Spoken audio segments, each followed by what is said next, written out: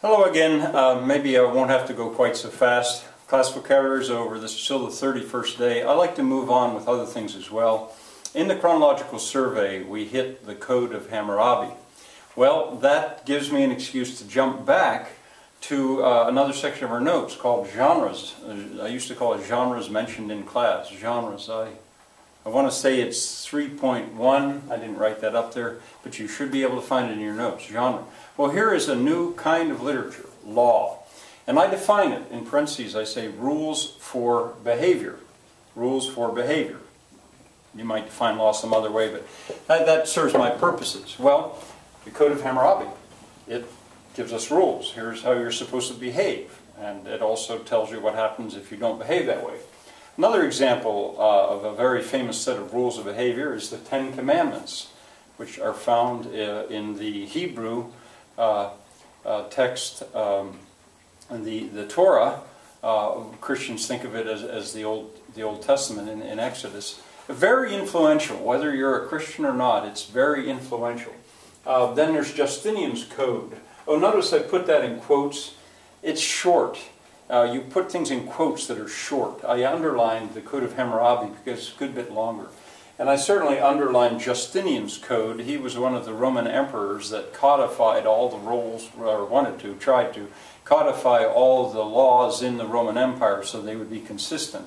And it is very influential on our modern day legal system. Here in the United States Constitution lays out the rules of how United States citizens are supposed to behave and how their government is supposed to function, a set of rules.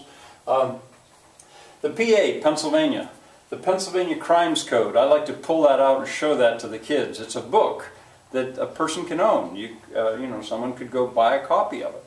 And it lists, here are what the crimes are in Pennsylvania. And it doesn't say exactly what the punishment is, but it gives a range so that you can know in advance that if you steal somebody's car, that's going to be called a certain kind of crime, and the judge, or in some cases a jury, but the judge will have a range that he will use. So the punishment, just in Hammurabi's Code, the punishment is told in advance to some extent.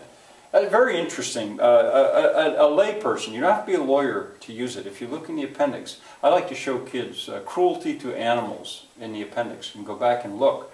And here in Pennsylvania, if 3 adult men would get on one horse, that is a crime in Pennsylvania. I like to point that out, that a lot of times people, if you abandon an animal, just take them out because you don't want them anymore and you leave them on the road somewhere, that is a crime. I like to point that out, but others as well. And sometimes a kid will want to look at that because he thinks, aha, now he can find out, is that really a crime, what he saw? Well, there's the whole business of torts as opposed to crimes, and there's another set of law, but I just touch on this.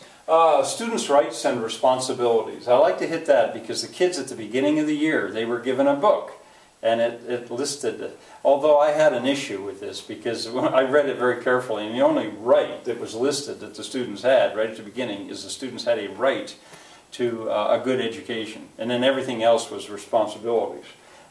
I said it should have been right and responsibilities. I'd like to point out that students also have the right to dignity and other things as well. But yeah, I never won that matter, and to the best of my knowledge, they didn't rewrite it and reprint it. But I think they could have pointed out that students have more than just that one right. But anyway, along with the responsibilities, one of them is to go to class. And if you don't go to class, what's going to happen? And it tells you. I like to tell the kids that if you went to the principal and the principal said, hey, you skipped Mr. Antonsen's class, I'm going to give you 2 days of Saturday school. And the student actually could say, no, you can't do that, Mr. Principal. You can't do that because I read the book and you can give me 1 day of Saturday school, but not 2, not on the first offense. Well, the kids get all wide-eyed. Oh, you mean, and I say, well, I don't recommend that you do that, but I go through that exercise to point out that the principle is not above the law. Just like in Hammurabi's Code, it is laid out in advance. If you do this, here is your punishment. It is not at the whim of the principal. Okay, rules for games, all kinds of games. If you did not obey the rules, you could not play the games. So, in a sense, that's law, and it makes all kinds of things possible. Chess, you have to know the rules and obey them. Football, whether you're talking American football or what Americans call soccer, you have to know the rules, you have to obey the rules to make the game work. Hoyle, he wrote the book on card games. I don't think anybody knows exactly who Hoyle was, but there is a major resource, Hoyle's Rules for Card Games. I gave a copy of it to my daughter at a certain point because she liked to play cards, and I thought, you know, she should have her own copy of this. Emily Post, she's the one who wrote the book on etiquette. She's dead now. Etiquette, I like to find out the kids, you know what etiquette is, and now and then a kid will know good manners, and that's what it is. It's a fancy word for it.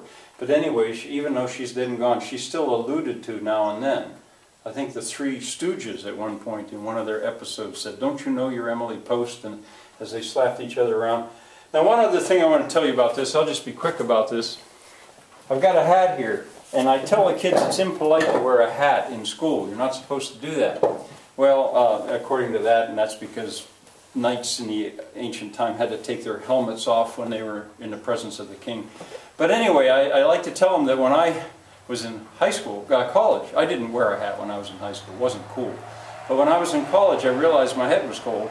I got smart, see, I went to Harvard.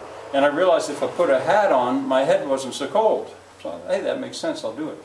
But what I discovered was now I could play a game, since I had a hat on my head. So if I walked up to a girl or a girl walked up to me, I could take my hat off while I was talking to her.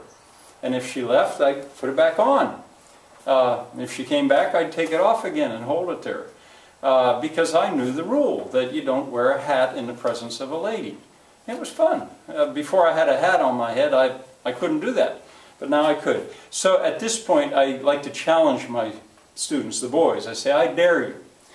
The next time some girl comes up to you and you're wearing a hat, I dare you to take that hat off while you're talking to the girl, and don't put it back on your head until she leaves, or the lady. And now and then there's some kid that will do it. Or the girls will report that, oh, so-and-so did it. And of course they feel really silly and they giggle because you're messing with their behavior, something that adults usually don't understand. But the point is that there are rules for behavior.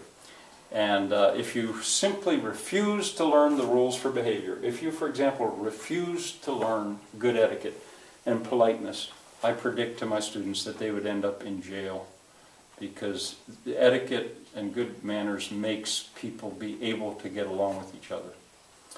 All right, still this continues to be fast. Sorry about that, and I'll try to speak more clearly in the future if I can. I hope to see you tomorrow. Don't get discouraged about this sound. Maybe we'll get it fixed up eventually, or else just think of it as the radio. But I know it's a lot easier if you can see my lips, especially if you're not actually a native English speaker. And I have some who are watching this who are not native English speakers, and that makes it harder. For example, my very good friend Shirley. See you tomorrow, I hope.